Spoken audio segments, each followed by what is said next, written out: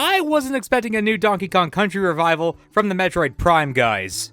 And I sure as hell was not expecting a sequel.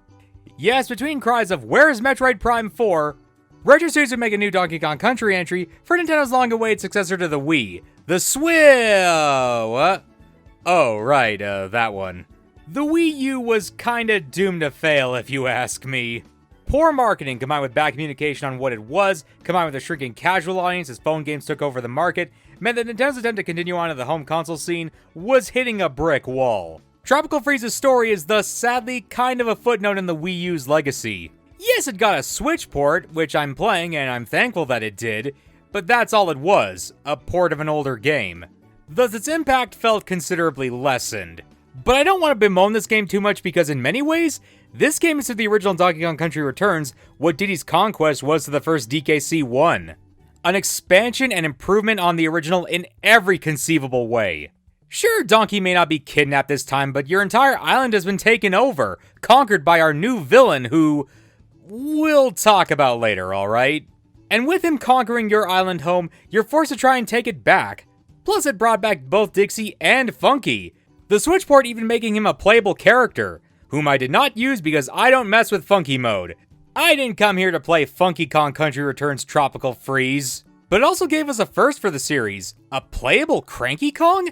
But how would he... Oh, he uses his cane like Scrooge McDuck from the DuckTales games made by Capcom.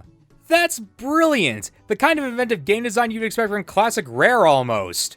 So even though this game may not be totally in the vein of the SNES title still, it's still a very solid 2D platformer in its own right, and still one of my favorite Donkey Kong games. You know, it's funny, I was thinking to myself early on this year, I got plenty of time to do this series, its finale is going to be sometime next year. Why next year, you may be wondering? Well, that's for me to know and for you to find out. I thought I had plenty of time to bang out these videos in between some other things, and then Nintendo puts this into my fucking lap. So now I guess I gotta complete the series before that's out. I'm sorry to anyone hoping I'd be ranking the land games or the Barrel Blast or whatever, but no, this is where I draw the line. This is the ranking of every level in Donkey Kong Country Returns Tropical Freeze. We got 63 of these to get through, and there's once again a lot to talk about. So are you ready? It's on! It's on like a prolonged sentence made to draw things out so that you have to keep listening as I can't think of the right word for this. Oh dear God, please help. That's a peddling. I'd like to reiterate that much like with Donkey Kong Country Returns, I don't really hate any of these levels. Not really. Tropical Freeze is a fundamentally solid platformer with good controls, fine enemy variety, and decent set pieces. So a lot of this list is just going to be my gut feeling on things, which levels I enjoyed playing the least. And of those levels, yeah, I think I gotta go with Panicky Paddles. Now I know what you're thinking. Wow, a water level as your lowest? How original! But hold on a second, let me explain. I actually think a lot of the changes made to the swimming in Tropical Freeze is favorable compared to the SNES trilogy. Is Unguard still not here? Sure, and that sucks, but I understand why. Now that you have a spinning charge attack that hurts enemies underwater, an entire animal buddy might just feel redundant and unnecessary. But that charge attack does give you more movement options, and the limited air supply does make the gameplay slightly more engaging than press A and avoid obstacle. While it may seem like a frustrating add-on, I personally never found it troubling, and in fact I never once died or took damage to it, so I think I can overall call it a fine inclusion. No, the actual reason this level in particular is at the bottom is because of two things: Dixie Kong and alternate pathways. In Returns, you could buy these keys from Cranky that would open up pathways to new levels, but in Tropical Freeze, you have to find these alternate level exits hidden behind these weird portals. Now I like Dixie Kong. A lot, as you're going to find out. But she is by far the best character in this game on a mechanical front, and more frustratingly, she is required in order to get to several of the alternate level exits. Specifically as she is the only one with a swimming ability that lets you go through currents. All of this is a big and complicated way for me to say you need Dixie in order to get the G of the Kong letters in this level and to get to the alternate exit. On top of it having some of the trickiest swimming sections in the entire game, combined with some truly exhausting platforming pieces and homing shark enemies. This is the only level in the game where after I died for the 10th time I said, "Can I play something else?" This level made me not have fun with Tropical Freeze. That is a crime against nature. So you get to go on the bottom, Panicky Paddles. Grommet, that's it, cheese. Crumble Cavern is a really boring level. It's a cave level, so already off to a bad start, and it's very much lacking in the atmosphere that might make such a level work. I like some of the barrel cannon sections, but the platforming is otherwise unremarkable, and the cheese is just there, in the background. I suppose putting cheese in the caves makes sense. Look it up. It's not as uncommon as you might think. But all it really means is that bananas move in and out of the background holes. Oh, and the worst offense this level has to offer, the music.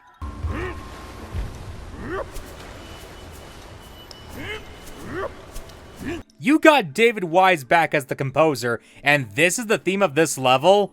I'm sorry, but is this even music? It sounds more like ambient cave sounds. It's so nondescript that I have trouble telling if there's even a melody. And that is not something I can say about the Caves theme from DKC on the SNES. So yeah, it goes down here.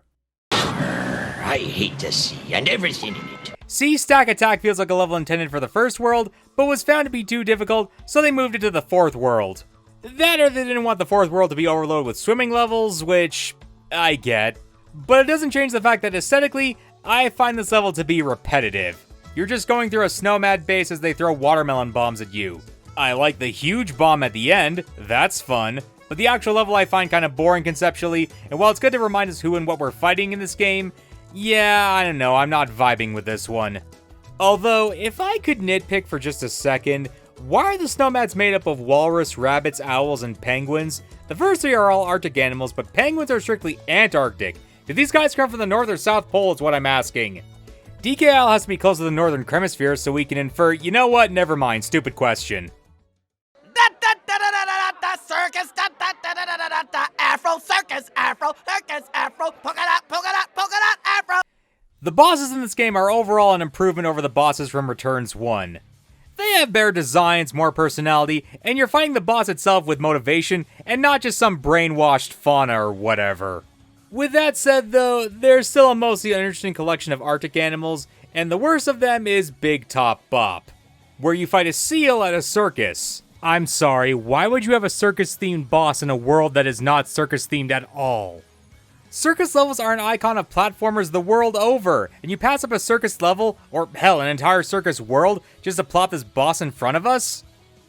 I wonder if a circus world was planned early on and got cut, but they just kept him for whatever reason. Whatever. His boss fight is easy enough, and it's fun just punching him in the face, so I guess he gets to be here. Whatever you do, don't go beyond the rickety bridge. Rickety Rafters is a lot like Sea Stack Attack, and that's basically a ramshackle bunch of platforms made by the Snowmads that you gotta get through. It's aesthetically kind of a nothing level in my honest opinion, and while I do enjoy all the little wood mechanisms and switches we got going on, I think the level itself overall is pretty unremarkable. I do like the ending bit though, if only because I somehow got a DK symbol on my first try. That's wow, I don't know how I pulled that off. Windmills do not work that way! Good night! Windmill Hill is a very nice, very cozy level to play through, which also means it's kinda boring. If they made an Animal Crossing platformer, I feel like this level would be the ideal type of course for it. That probably means this level is a lot higher on other people's lists, but for me personally, it's just a nothing level, honestly. Not bad by any stretch of the term, but also not one I have much interest in.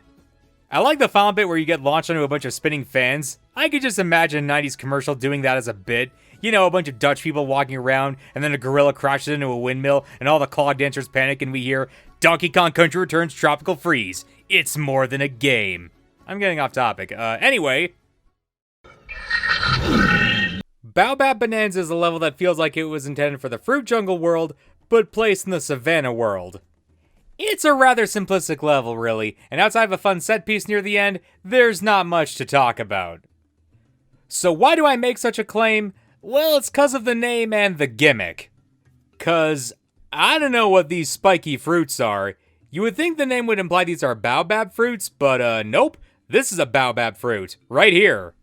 Doesn't look anything like this thing. I think they came up with an idea for a spiky fruit for a later level, realized it was too basic of an obstacle for such a late game world, and put it here instead. It's the only explanation I got for why this fruit is here, otherwise it's a boring and nondescript level. Yeah, sorry. Fan-fugu-tastic. Fugu Face-Off is the only underwater boss fight in this game, and it's a bit underwhelming. Now, thankfully you do have an actual attack underwater in this game, so you don't need to be end guard, thankfully, but the fight itself is a rather tedious affair. Just wait for his weak spot to be exposed, ram into him, and dodge his attacks. Although I do like the little spiral coral guys in his lair. They look like the ones from DKC 3, possibly just a coincidence, but then again, maybe not. There's no dog, but there's a baboon. The bosses in Tropical Freeze are better than the bosses in Returns, if only because they're, autonomous and aren't hypnotized fauna, but they still fall in the category of, whatever. And that's why Triple Trouble falls here. Both these three and Fugu don't make a lot of sense as snowmads, since they're not Arctic animals, and I just find their boss fights kinda frustrating. They can apparently do shadow clones? I don't know what these things are, to be honest. They're obviously based off of baboons and mandrills, but they're not Kong specifically, which just continues to raise questions about the nature of primates in this universe. Are humans and Kongs related genealogically in any way? I really want to know. Anyway, the boss fight is whatever, I don't really care. Don't pollute! Yeah, another boss, sorry. Don't worry, the last two will be a bit higher on this list. Mountaintop Tussle is a fun battle against a big ol' owl. I kinda wish the Snowmad bosses stuck to the theme of Arctic animals a bit more. Well, he's still a fun fight. You even fight him in a big, intimidating looking mountain that looks like his face. Who on earth does that? Lives on a mountain that looks like them? Oh, right. Anyway, it's still a good fight up through the treetops and into the sky, ending off with a big bang. If people ask me, can you speak rhinoceros? I'd say, of course. Can't you? Mountain Mania is a Rambi level that suffers from the problem that a lot of other Rambi levels in the Returns games do. He's not necessary to beat the level, but they're very generous with him. Perhaps a bit too generous. I don't know why they felt the need to bring Rambi back when so many of his levels wind up feeling the same. They don't even have the spectacle of a barrel rocket or minecart level either. I like the overall vibes of the mountain world, but yeah, some of its levels are definitely the weaker ones in my honest opinion. Shipwreck Shore is the second level of the game, and I think that while it's a good level on its own, it does just go over a lot of what the first level of the game did. It has water, it has climbable walls, and it has broken down airplanes. It's a perfectly fine level for what it is, but simply feels like Mangrove Cove Part 2, so I can't really put it much higher than this, unfortunately. It feels like it lacks identity, if you catch my drift. Also, it introduces alternate level exits and requiring Dixie Kong to access them, which is a mechanic I'm very mixed on already. Head straight up. You should be able to get out of a tornado. From this point on, the levels start to enter into pretty good territory. Yeah, 63 levels, and I seriously think only 12 of them are bad to mediocre. That's the power of Tropical Freeze here, people. Anyway, Frantic Fields is a pretty cool level. It's a Rambi level, so I can't really make it too high, but I do think they utilize him decently well. The tornadoes are a really cool touch, and I love the ending where you're caught in the middle of one. It reminds me of Wind Valley from Sonic Adventure, actually. Always enjoy a good wind theme level. Even if the whole dust storm aesthetic does make the color palette a bit muted. Oh well. Walruses, so many walruses. Lord Frederick was good enough to escape from the bottom 10, but he still couldn't clear much higher than that, sadly. Why is that? He's a better antagonist than Tiki Tong, right? Well, yes, I do think he's an improvement on him, but why is he so low relatively? Why do people not seem to really like this character all that much? He's not a bad antagonist, is he? Well, let's address some of the talking points. One being that people really want him to secretly be King K. Rool in disguise.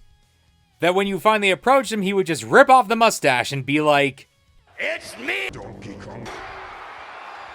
It's me, Donkey Kong. It was me all along. And yeah, no, I think that would have been kinda lame in its own right. There's nothing indicating the Snowmats have any relation to the Kremlings, and it would have just come across like a pointless twist. Similar to DKC3, actually. But I do understand why people thought this, because when you first see Lord Frederick, he's cast in shadow, like this game is intentionally hiding him for some reason. Only to then just show you that, nah, he's just a big mean walrus guy, which we could have already guessed. Also, what is Lord Frederick? A big, fat, mean leader of a group of invaders who attack DK's home. Lord Frederick feels like instead of Retro doing their own spin on K. Rool or making a new antagonist who could be interesting in their own right, they just made not K. Rool. He's so similar to K. Rool in terms of body shape, size, motivation, and ability that anyone familiar with King K. Rool is just going to wonder, why isn't he just King K. Rool? Like, there's a reason Wart from Mario Bros. 2 hasn't come back, because he's just Bowser but less interesting. And the same applies to Frederick, sadly. And I think the worst part is, he could have been a better antagonist, had he been the villain of the first Country Returns. No, really, think about how much DKC2 really cemented King K. Rool as a villain. Letting him kidnap DK, put on pirate garb, have 2 whole boss fights. Maybe all Lord Frederick really needed was an extra game where he could mix up his strategies or his powers or his army, and he might have gone down as a legitimate rival to King K. Rool. Also, his motivation for attacking DK Isle seems kinda weird and out of nowhere. I have an example of it done much better later on, so we'll get to that. Sadly, he only has this one game, and thus only has one chance to really show us what he's made of, and it wasn't much. His boss fight is fine, it has a good number of phases, and it's pretty challenging, which is appropriate for the final boss. I think it's kind of weird that you have to throw enemies into the background to hurt him. Like, why wasn't that established as a mechanic before this? I just got done saying all the levels from here on out would be great, and all I can talk about is how this final boss is mid. But I swear I'm just saying my honest thoughts, okay? He's a fine fight and an okay villain, but he really needed a bit more sauce, a bit more juice, a bit more something just to push him over the edge. The ending is also fine. I like Donkey restoring nature to the island. It's an okay climax to a pretty great game. Before I even feel confident enough to jump down, another platform moves over it, and whoosh, okay.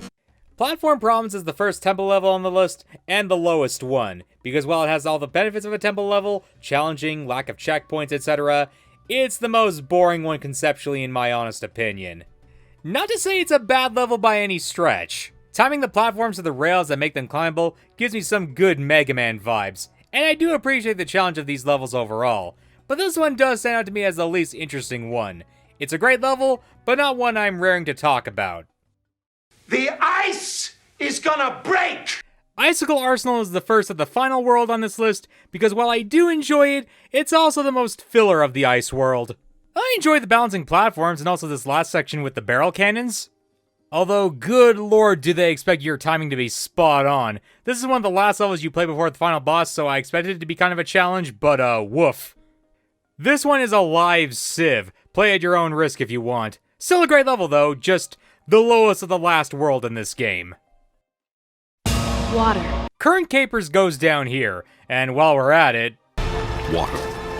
Deep Keep and Current Capers were both like neck and neck with each other on this list. They're like the exact same level to me, I'm sorry. Ask me to rank these two levels in another 10 minutes and I'll tell you the reverse order. They're a pair of underwater levels that frankly just blend together for me. One at the start and one at the end, which is fitting for the underwater world, I guess. I do like the underwater sections of this game more than DKC1, and that's mostly due to your more advanced mobility options. It plays more like its own platformer, and not like it's just cribbing from Super Mario Bros. Own water mechanics. Which is nice. Plus, the underwater aesthetic is pretty to look at, so I overall have to give them a pass at right here. We've got the cheese, Grommy! Cheese! Tropical Freeze tones it down on the Minecart and Rocket Barrel levels compared to Returns 1. Boo. But the ones they do have are probably some of the best in the entire series. And the lowest of them is... yeah, it's Rodent Ruckus. Not because it's necessarily a bad stage, it's just the least good out of all of them. I like the Cheese Wheels of Doom. Where have I heard that before? But the level itself is kind of short and uneventful. Playing it just makes me hungry for Baby Bell. But not in a fun way, more like in a, damn, now I gotta check to see if my fridge is empty kind of way.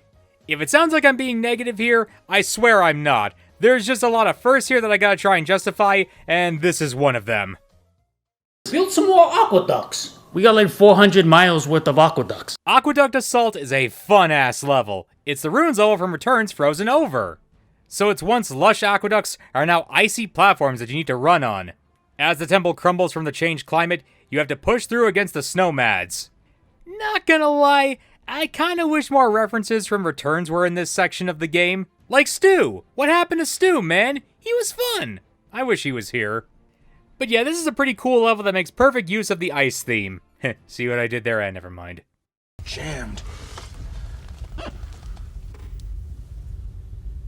Raspberry. Tropical Freeze does a good job of taking familiar archetypes and putting a fresh spin on them. Like, it's not just a mountain, it's a European village. It's not just a grassland, it's a savanna. And it's not just a jungle, it's a jungle with ruined bits of civilization.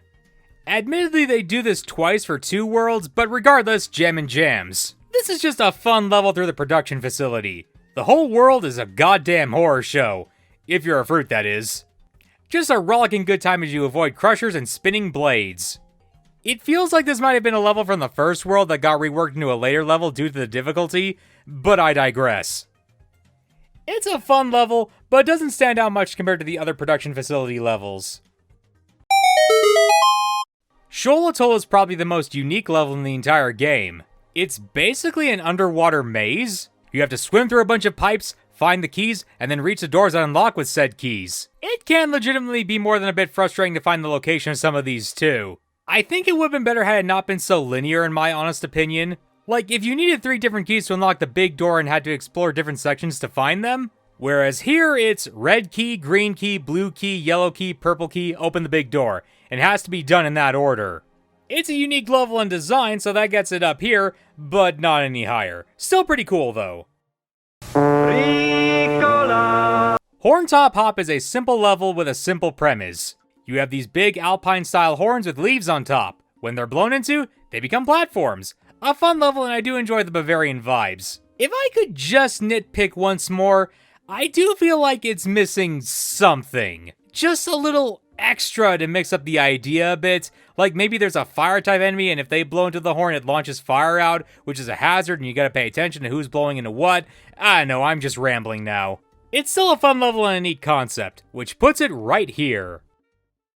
You like popsicles? Well, sure. And you need to come on down to the cellar. I got a whole freezer full of popsicles. The jungle and production facility is probably the best world in the game because it tells a narrative. The fruit of this jungle is being plundered, ground up into juice, cooked down to jelly, then frozen into ice-cold popsicle treats, all in service to this guy, Bashmaster. And he is by far my favorite boss in the game, to the point where I almost wish he was the final boss. Cause his motivation actually makes more sense than Frederick. Like, yeah, he wants fruits for his delicious frozen treat empire. What did Frederick want with Kong Island? To just own it for no reason? I love how the more hurt he is, the more he falls into his fruit juice, and the more it stains his fur. Which is a fun touch if you ask me. The only thing that holds him down for me is that I do think he's a bit easy. I died to him only once. Oh well, he's still a great fight and a great antagonist. Arguably better than the game's actual final antagonist. So he gets to go right here. What a thrill. Mangrove Cove is a decent enough first level for this game. It introduces us to swimming, the newest feature of Tropical Freeze. It also mixes up the jungle in a way that's really interesting to me. There are downed planes and cargo ships all over this island, victims of the snowmads, or perhaps something else. Hard to say. Are these supposed to be new Donk City ships? I guess so. I'm gonna cut something off at the pass here. I don't think the Donkey Kong universe, and by extension the Mario universe, are really connected to the Rare universe. Yes, Diddy Kong did in fact team with Banjo and Conker once to fight a space pig. But Banjo also raced with Sonic the Hedgehog, who also raced with Danica Patrick. And I am not going to stand here and talk about how Gerald Robotnik found the remnants of Wizpig's Space Fortress and used them to help create the Space Colony Ark. Or how Wizpig was actually the wizard who summoned Black Doom into our reality. We are not having that discussion in this video at this moment. Good day. Anyway, yeah, Mangrove Cove is a great introductory level. Let's move along. I fell into a burning ring of fire. Scorch and Torch is a pretty thrilling level. A burning grassland with trees and the ground itself burning up. You also have these water fruits that can put out fire and make your path through the savannah easier. It's just a great level that's a really inventive twist on the typical lava theme most fire levels have. Not that lava themes are bad, mind.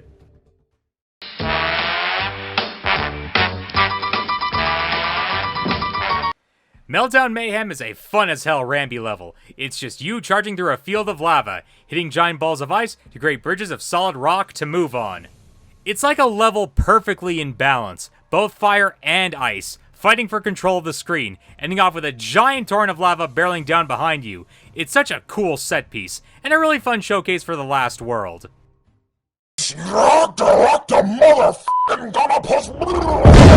Bopopolis is as simple a level premise as you can get. There's no floor, barely any platforms, and just a ton of enemies between you and the end. Jump on them to the best of your ability. And yes, you need to time your jumps when you land on them, or else you won't get enough distance. It's practically a rhythm game in and of itself, a very basic concept for a level, dare I say even a bit gimmicky, but I don't know, I think it works. Also, if you really need to grind out lives, well, this level can do it once you get good at it. Trust me, it's just a very solid level overall.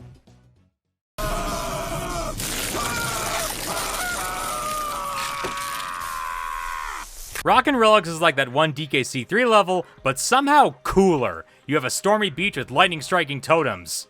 This powers ancient Atlantean machinery?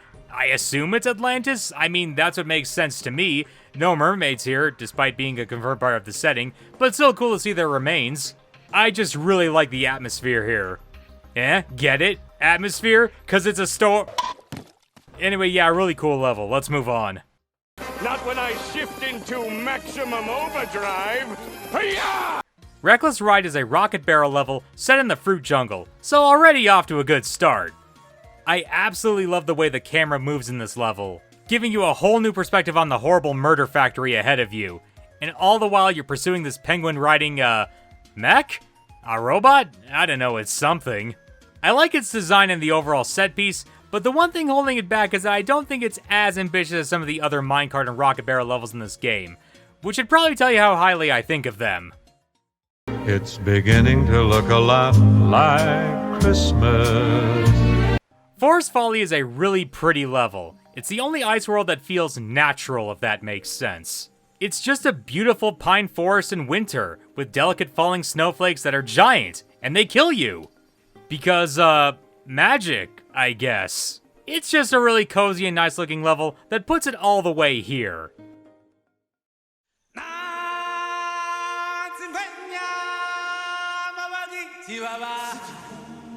Grassland Groove is the introduction to the Savannah world, and it's a pretty cool one if you ask me. The only thing that kind of bugs me is the lack of fauna in the background. Come on, Retro, you put elephants and giraffes in the last game, just have a few hanging around in the background. All we got are these quilted platforms and poles that are held up by, lemurs, maybe?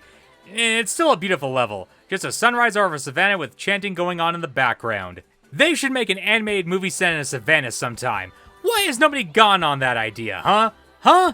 Anyway, hey, if you like Disney movies, then watch my review series, okay? Thanks, bye. So now that we've hit the halfway mark, I think it's time for one more special ranking. We're at the dead end of this Kong retrospective, so I think it's only valid we rank the Kongs themselves. Yes, I'm going to rank every Kong in this series now, from worst to best, as a small intermission. Let's do this. So the first Kong in F tier is Bluster from the cartoon. Yeah, no surprise here, I hate this guy. In fact, he's the one Kong where if you said you liked him, unironically and not in a I love to hate him sort of way, I might actually start judging you as a person. He's just a rich Nepo baby who tries to get into Candy Kong's shorts throughout the cartoon. He's if Elon Musk was a Kong. Guy made a love potion for a girl, which is all kinds of fucked up if you think about it. Do I need to say more? Also, no, Eddie the Mean Old Yeti is not on this list. But why, you ask? He's a Kong, isn't he? Where in his name do you see the letters K-O-N-G in that order? I thought so. He's not a Kong, we've established that.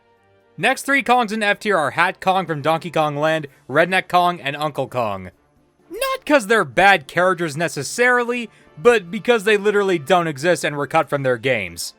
We don't know anything about them. This Hat Kong, though, kind of looks sleazy, and Redneck Kong, yeah, I don't like his vibes at all. I feel like if I learned about his family tree, I would be worried. Uncle Kong, meanwhile, is not even a character, really. He's just a random guy in a Famitsu guidebook. He even admits he's not a part of the Kong family, he just sells bananas in Osaka. I do not like the cut of his jib either. Finally, special shout out to the unnamed Kong driver from the Mario Bros. Movie. I don't know why the wiki has you and none of the other nameless Kongs who are in that arena, but it's cool that they put you there, I guess. Next in D tier, we have Donkey Kong Jr. No, I do not mean Donkey Kong, I mean explicitly this version of him. Because we don't actually know if this is our Donkey Kong but younger, or if he's our Donkey Kong's dad who's just gone for whatever reason. I personally always subscribe to the theory that this is Donkey Kong, but due to the ambiguity, I have to rank him and I have to put him here at the bottom of D. I think his design is kinda lame, and I don't like how wishy-washy Nintendo is about this guy's origins. Pick a side, Nintendo. Who is this guy? Just above him, we have Rabid Kong. He is only here because he's got Kong in his name. Otherwise, he's just a rabbit. Maybe I'm being too mean to Ubisoft. Let me see what they're up to, actually. Oh, wow, what the fuck? Yeah, no, be happy he goes here. Above him, we have Chained Kong from Mario RPG. I'm actually not as big a fan of Mario RPG as some guys are, but I do have to wonder, what is this guy's deal? Is he just a Kong who got captured by the Smithy gang, or is he a Kong prisoner? I really need to know. Anyway, above him is Menky Kong from Country 1. It's weird to me that we never got an evil Kong in the series again until Jungle Beat. Or since? I don't know, it just seems like a missed opportunity. Hi, Manatee from the future here. Just coming in to say that I wrote this before the Nintendo Direct for Donkey Kong Bonanza, and that is why those three are not showing up in this list at all, and also why I talk about them as though they are not Kongs yet, because I did not know that they are Kongs at this point in time. Yeah, thank you. I like that he exists, and I like my headcanon that Lanky is a reform Mankey, but otherwise he's just whatever. Above them all, we got Uki Kong from Yoshi's Crafted World. All I can say is, aw, he's so cute! Look at this little guy with his little hat on. That's adorable. Yeah, I don't know, it's cool that they combine Ukiki with a Kong, but he's just a normal enemy, so I can't rate him that high. Also, I'm not going to rank any of the robot Kongs from Mario vs. DK games because there's a lot, and also, robots do not have souls, so therefore they don't count.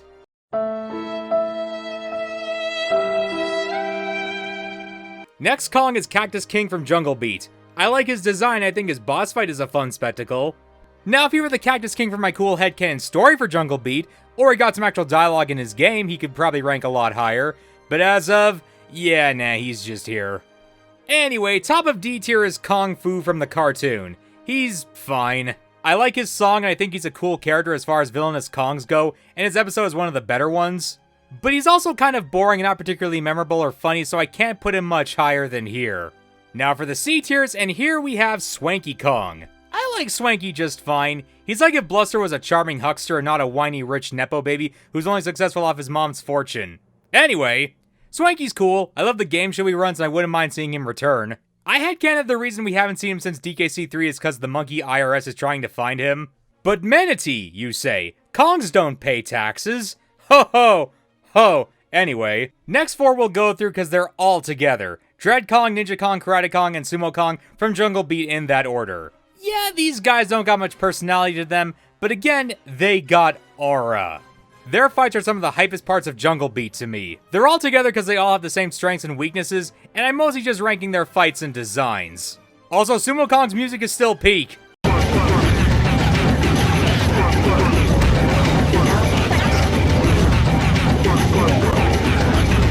Anyway, next we have Candy. I don't know what to make of Candy. She's fine. I don't have much negative to say about her, but I also don't have much positive either. Like, oh, Donkey Kong needs a girlfriend, because he's a cartoon character, and we gotta be able to live vicariously through him, and no, I don't really see Donkey Kong as a sexual creature. In fact, given some of his dialogue in 64, it almost feels kinda... Nah, but that's not Candy's fault necessarily, that's just stereotypes. I'd like her to get to do more in later games maybe, but for now she's just kind of there. Next we have Wrinkly Kong.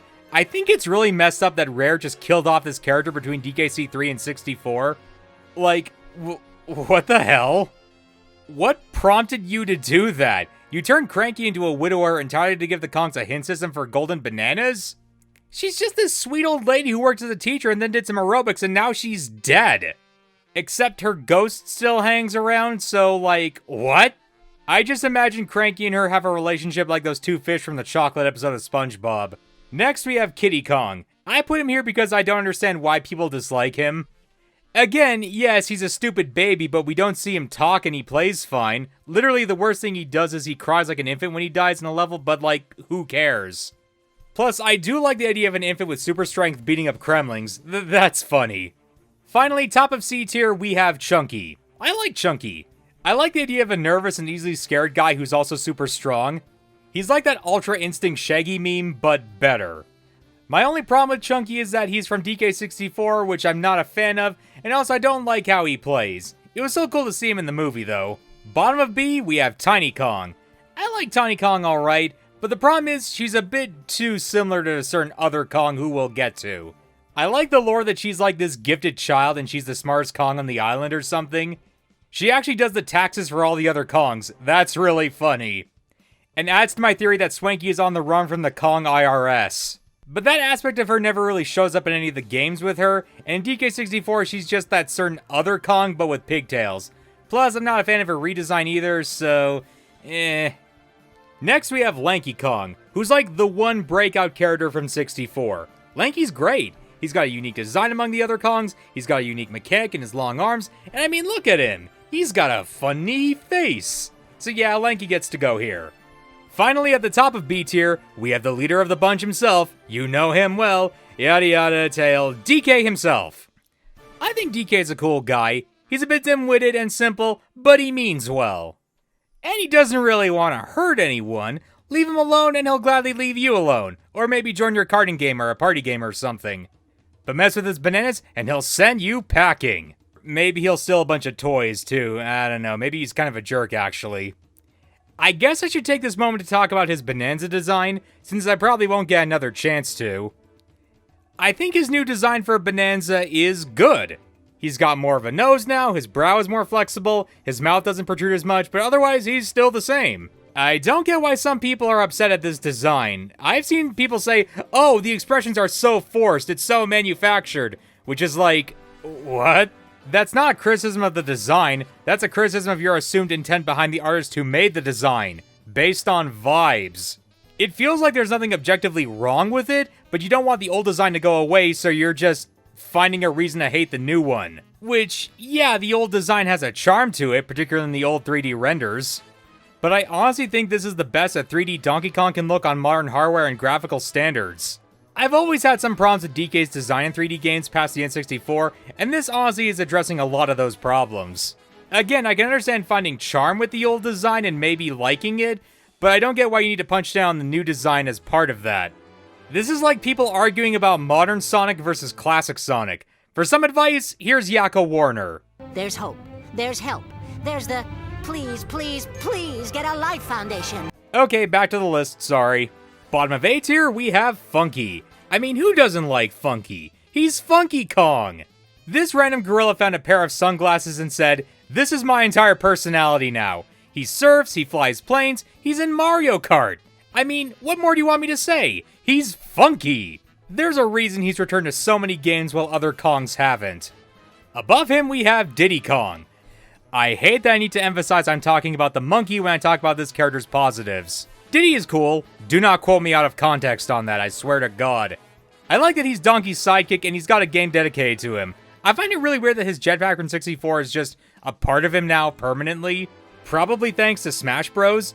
It seems like such a random thing to associate with him, but I guess Diddy Kong just has a jetpack now. That's his thing, okay. Finally, top of A tier, we have Cranky. I mean, who can hate Cranky? He's the connecting thread between the modern era of Mario and the classic arcade era. He is the established first ever rival to Mario. He's one of arcade's most iconic characters, and thus he embodies that retro era of gaming. By being an old man who tells these whippersnappers all about the good old days. And that was back in 1994. Lord knows what this monkey would do if he was exposed to even a fraction of Gen Alpha brain rot. And the best Kong, the only Kong to be in S tier, yeah, it's Dixie Kong. I mean, come on. Dixie is amazing! She's cute as a button, she's got a great design with her pink sweater and hat, and she's the best Kong to play as in any game. Even this game, where Diddy basically did the same thing she did in the SNES games, they made her even better by basically giving you a double jump with her. I seriously considered doing this entire playthrough on the hard mode, just using her, but I decided I need to show this game as it was intended to be played, I guess. And I absolutely pogged out when I saw her in the Mario movie, I admit. I just think she's really cool, and I absolutely want to see more of her going forward. Dixie Kong, my favorite Kong in the entire series. And now back to the level ranking list. Slide to the right. Slide to the right. Slide to the right. Zipline Shrine is a pretty level with an interesting gimmick. You have these banana statues that reveal banana angels that give you gifts if you collect them all. Okay, sure, whatever. I just like the sliding mechanics here, and although it's a pretty simple level, to be expected for the first world, it's still a lot of fun. Although it's not a perfected form of this concept. No, that honor goes to a much later level. The pit and the pendulum. Precarious Pendulums is a fun temple level. You got electric fences, spikes, enemies, and all of it set to a rhythm of spinning arms with platforms on them. Some of these not jiggies are absolutely heinous to get though, like that one. Jeez man, why you gotta do that? Anyway, it's just a good challenging level you have to get through, which puts it all the way here.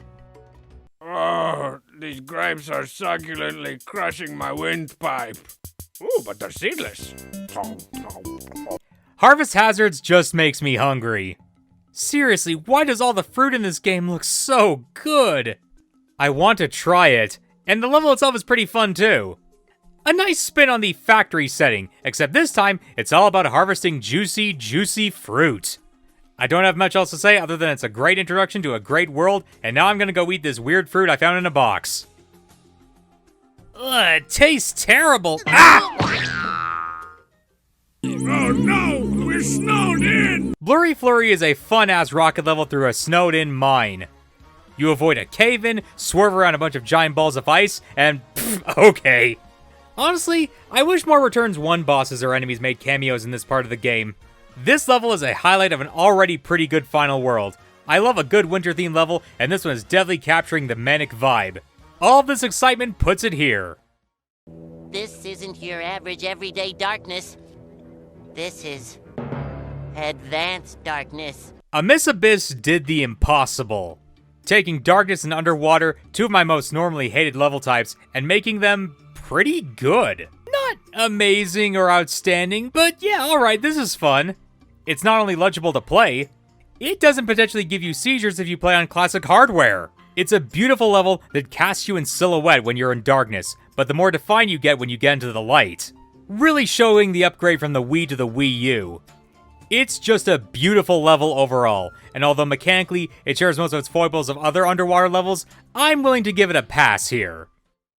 Now I'm the king of the swingers, oh. Swinger Flinger is a pretty great temple level with a basic focus on swinging vines. They make good use of it with spikes, falling traps, destroying platforms, and all sorts of hazards to hurry you along. All of the temple levels tend to focus on challenging forward momentum, which does a lot to give them a good sense of flow. They're not the longest levels, but that's okay. They're challenging and that's what puts them here. Up, and away! Away! Levitation Station is the lowest of the bonus world levels, which should probably tell you just how much of a highlight they are that this one beat all of the preceding levels. It's a challenging, wild ride from start to finish. Jumping from rising platform to rising platform. I especially love the climax. Falling through an impossibly long tunnel, jumping from block to block, all the while trying to avoid this falling spike block trying to destroy you. Man, what a cool level. For some reason, this combined with the music makes me think of Sonic 3, specifically this mini-boss. I don't know why. Oh well. Welcome to the jungle. We've got fun and games. Homecoming Hijinks is a fantastic subversion of theme. The Kongs return home to their island, only for it to be completely taken over. Their once welcoming jungle, now twisted into a snowy prison by their new adversary. You'll climb on broken walls, ride falling stones, and make your way through the Snowmat-controlled areas. All in a heroic attempt at getting through. It would be legitimately harrowing, if this weren't a silly cartoon monkey game where you fight evil walrus Viking. Anyway, it gets to be here. All the way up to the Chaos. Canopy Chaos is the third level of the game, and the first one that truly feels like it's showing off Tropical Freeze's promise. We have a desolated aircraft in the jungle, filled with spinning turbines, spikes, and brambles. Cranky is introduced as a character here, and his pogo jumping ability is allowed to take full effect here. It's not particularly challenging, but hey, it's the first world, it doesn't need to be. It's just a good level that takes a bunch of the game's new mechanics into effect. Also, hey, look, a record player that references Country 1. Neat, I guess. Anyway, let's move on. People who think that piranhas are scary, if they saw one of these things, I think their nightmares might be populated by a slightly different animal. Twilight Terror is a beautiful rocket barrel level, with a pipe version of the song and these giant freaking fish, which, considering the location, I think these are meant to be Goliath tigerfish? Anyway, their presence here is really cool, and avoiding them is a real thrill. The only thing that kind of bugs me about this level is that it has 2 alternate exits, but I suppose that just means I get to replay it 2 times, which is alright by me. It goes right here. Just follow my nose. It always knows. Fruity Factory is a colorful, fruity, terrifying level, filled with sharp blades, crushing contraptions, and all sorts of horrifying hazards. It's like a PG-rated Super Meat Boy level, kind of.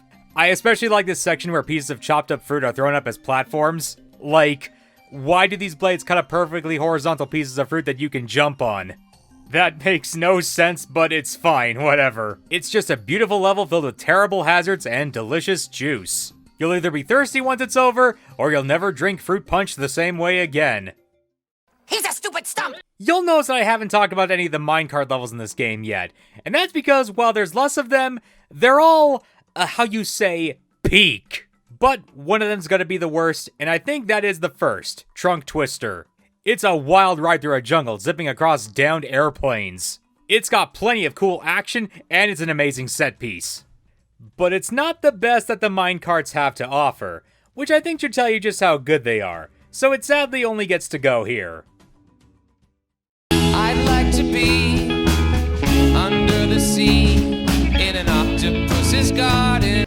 I rate 8 is the best water level in the game for one simple reason. You're being pursued by a giant octopus the entire time. Apparently its name is Squidicus, which, that is a misnomer. Anyway, this level is just plain exhilarating. A chase through underwater caverns by a giant monster and with a brilliant cover of Lockjaw Saga. How can you not love this level? It's just a thrill ride, from the bottom of the ocean to the... okay, kind of anticlimactic end. Seriously, why is he not the boss of this world? Well, it's still a great level overall.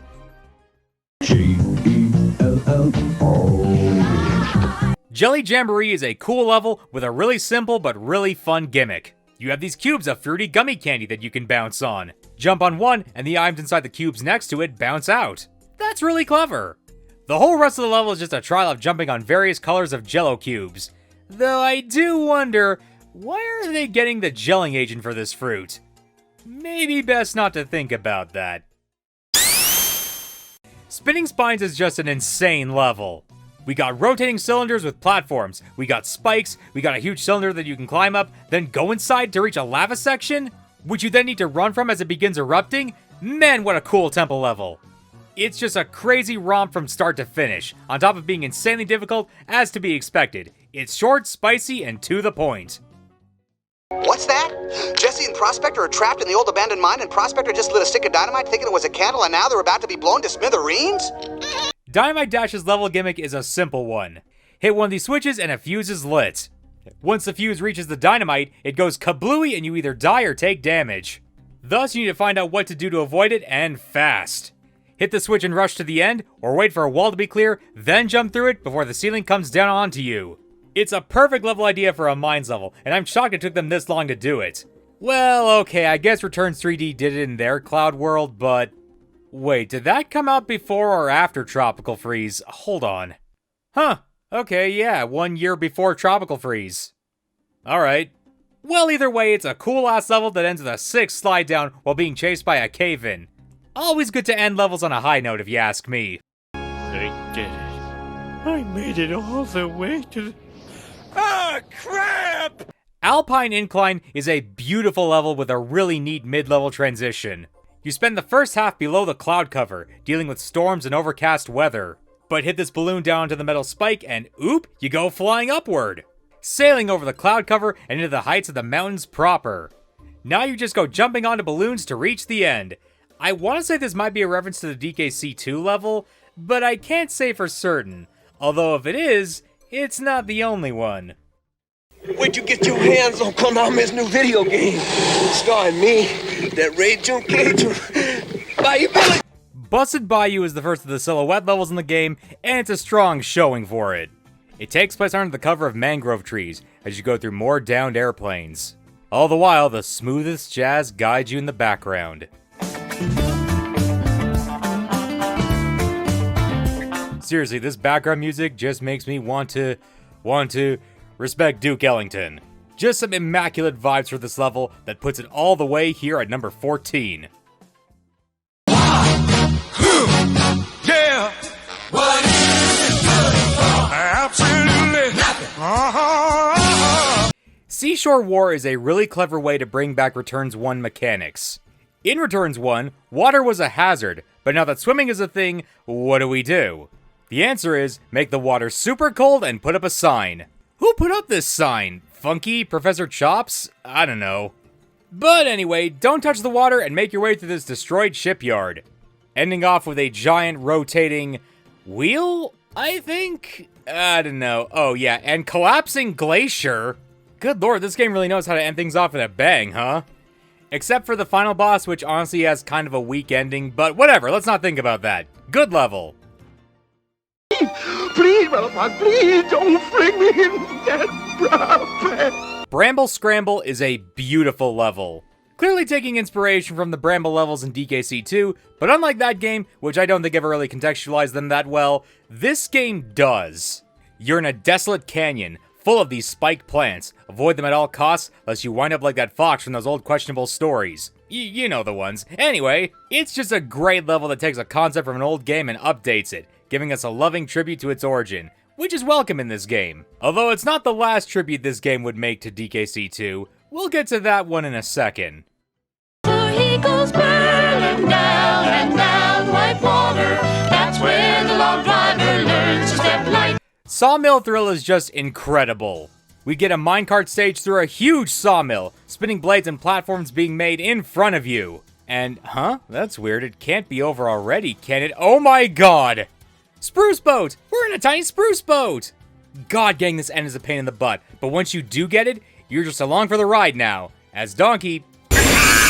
Okay, I don't know how he survives that, but whatever, it's fine. Seriously, there's just so much I love about this level, I don't care about any of its drawbacks. To which there are a few. It's just a great level overall, though. You are most troublesome for a security guard. Wing Ding is just a thrill ride from start to finish. Sliding down through a quaint village of owls and rabbits, battling them along the way, all in an effort to reach the bell tower at the end. You even do a John McCain. Yippee-ki-yay, motherfucker. Seriously, this is just a great level from start to finish. I wish I had more to say about it, but I don't. Just go play for it yourself. Trust me, this game deserves to be played.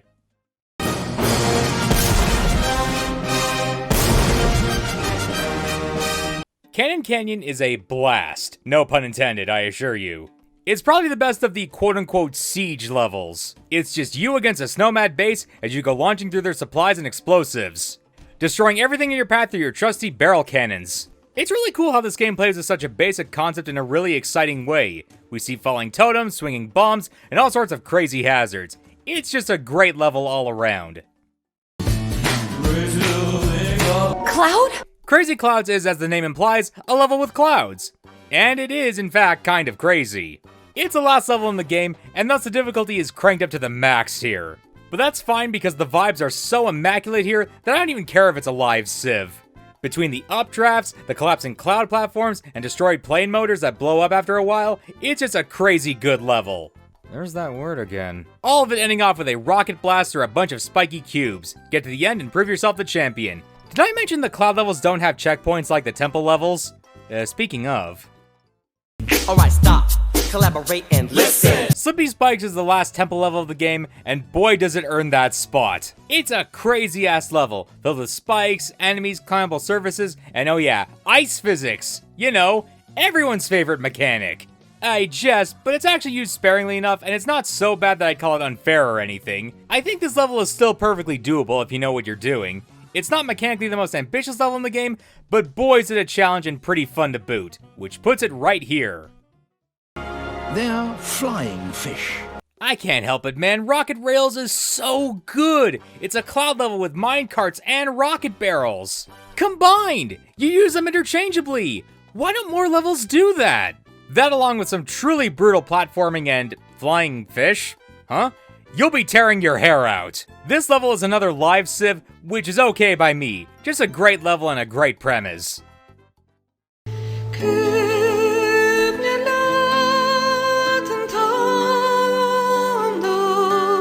Frozen Frenzy is unfortunately marred by one fact. Why isn't it named Frozen Factory? No, really, it's frozen, it's a factory. What's wrong with naming it that? Bah, whatever. It's still a great level. Just a rush through a desolate factory with a familiar giant eyeball in the background. I wish we saw the chicken boss from before. Would've been nice to see him as well. Still an immaculately done level that I found really compelling, which puts it here at number 5. Get your fat ass back here. Frosty Fruits really adds to my belief that Bashmaster is a much more compelling villain than Frederick. Cause I mean, look at this! He's taking fruits and turning them into popsicles to sell at a mass market! What a deliciously evil thing that would fit perfectly as a villain of Donkey Kong! I need to stop, otherwise this just becomes a Bashmaster video and that's not for another year. So yeah, Frosty Fruits is just a great level conceptually, combining the Fruit Factory with the Snowmads in a way that makes perfect sense and really gets you in the mood for a fruity popsicle. I know after this I could go for a creamsicle. Actually, damn, yeah, I could go for an orange creamsicle. Screw this video, I'm gonna go get a treat. Be back in a second.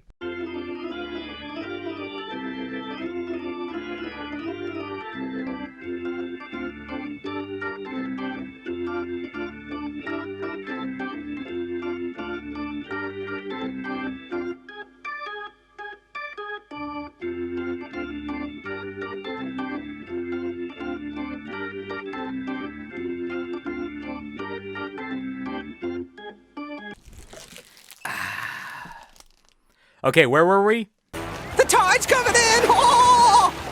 High Tide Ride is the best minecart level, no questions asked. It starts out normal enough until, oh, you can switch tracks? That's such a simple idea, but it adds so much! Now you're driving through an Atlantean ruin, avoiding traps and hazards and sharks, all the while jumping from track to track. I almost wish they brought this back for a later level. Come on, why is this the only level with this one gimmick? Ah well, it's still great overall, which puts it here at number 3. My taxidermied sea cow stuffed with bees ought to put a stop to that! Beehive Brawl is the last and best level to reference DKC 2. And what a reference it is, infiltrating a giant hive once more, but this time no sticky walls or floor here, no, just grass and spinning houses, populated by these new fuzzy bee enemies. R.I.P. Zingers, you will be missed. Sad we don't get to fight these guys Monarch, but who knows, maybe these guys are more of a Commonwealth. Either way, it's just a fun level. Swinging on houses, riding on grassy fruits, and jumping on honeyed platforms. It's the giant beehive levels from DKC 2 taken to its next logical conclusion, and I'm all here for it. Good on you, Retro, for making a great level, but not the best level in the game.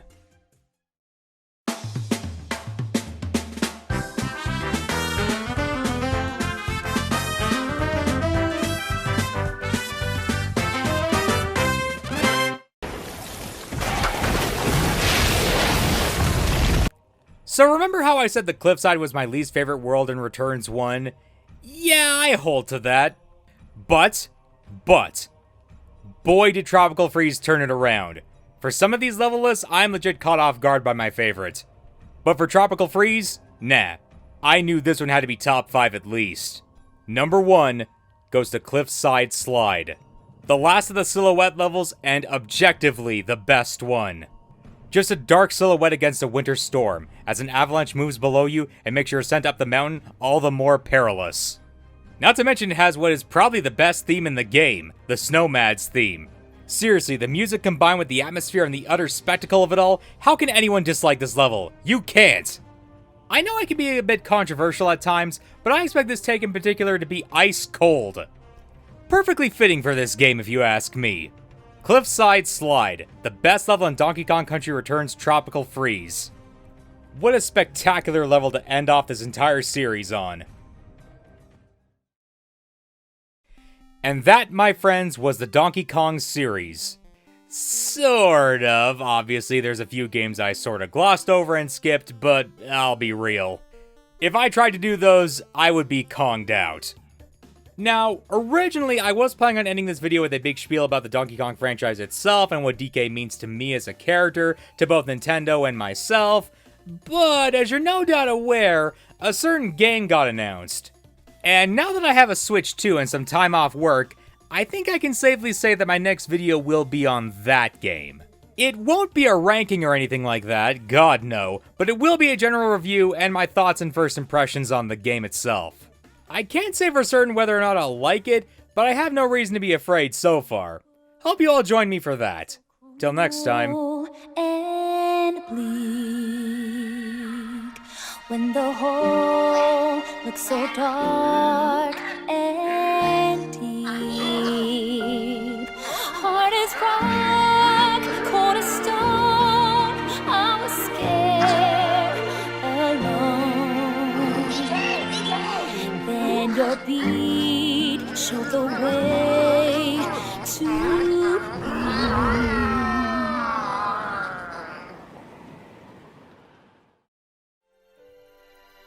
Look at us, DK. I love to sing more than anything.